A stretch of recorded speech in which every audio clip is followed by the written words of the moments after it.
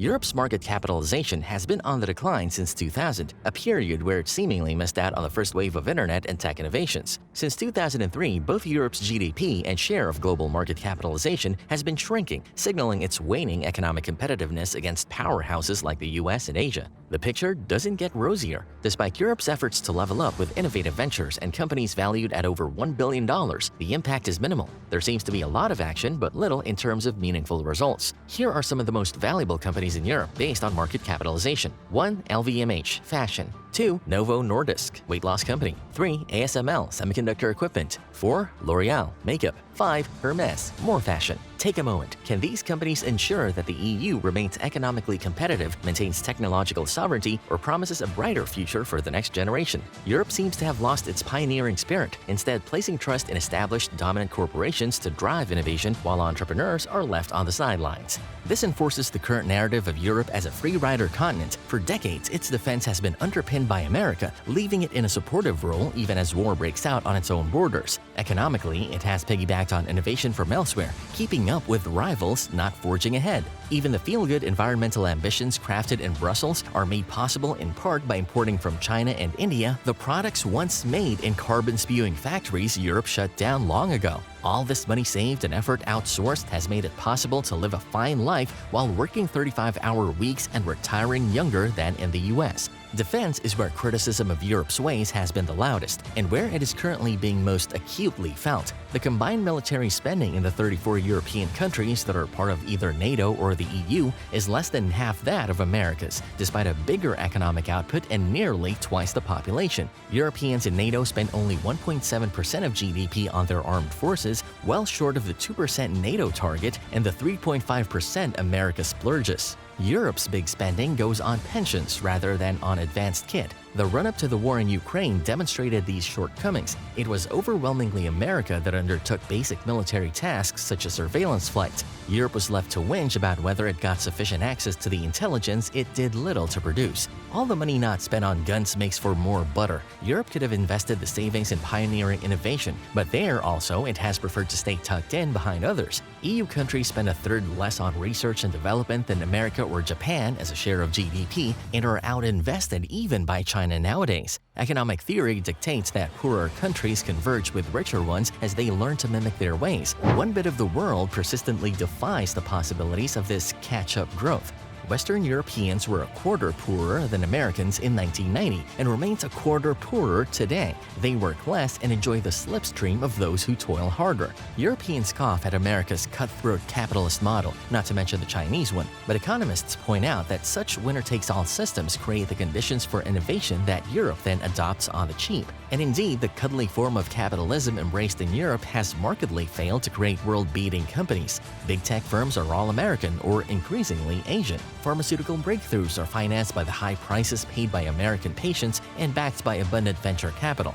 Government-run health systems in Europe then bulk buy the same drugs for much less. Europe has had some successes. German companies were among those pioneering mRNA vaccines. But most of the cutting-edge research in science and technology is done at universities and companies elsewhere. Even the EU's efforts to cut its carbon footprint depend on the work done by others. The pledge by the bloc to reach net zero by 2050 is a fine ambition, but part of the progress already made is an illusion. Per capita emissions in Denmark, say, have fallen by about half since 2000, but the pollution it imports, in goods that used to be made there, but whose manufacturing is now outsourced to China and other places, has surged in the same period. Take the extra carbon its imports have generated in other countries into account, and Danish emissions are down by just one-third, according to data from the Global Carbon Project, a research outfit. A scheme has been mooted to tax carbon emissions embedded in products brought into the bloc, but is yet to be agreed.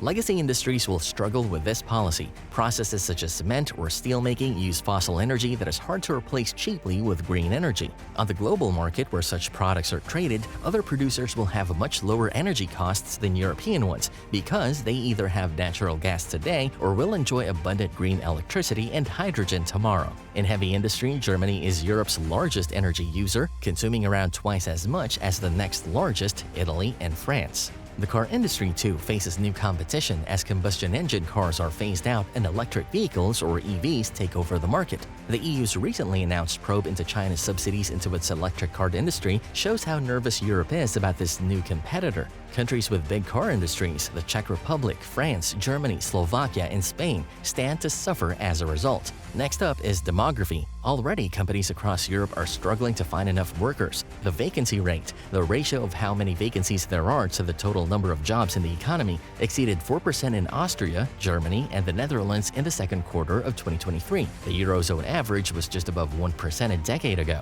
And each year, large cohorts from the baby boom generation enter retirement. The Eurozone has 23 million people aged 60 to 64, but only 18 million aged 15 to 19. Among the big countries, the gap is largest in Germany, Italy, and Poland. There's hardly any gap in France or Scandinavia, and just a small one in Belgium and the Netherlands. Not all European countries can compensate for the shortfall with increased migration. The war in Ukraine forced many people to flee westward, giving the Czech, German, and Polish economies a new source of workers. In 2024, immigration will dominate the political debate again. As labor shortage intensifies, more Ukrainians decide to return home, and migrants from outside Europe continue to arrive on its shores. Finally, the growing geopolitical rivalry between America and China, and by extension democracies and autocracies, will have economic repercussions across Europe. Countries with strong trade links to autocracies may see their supply chains disrupted or find themselves subjected to economic retaliation. Germany and Italy have already been through one such shock,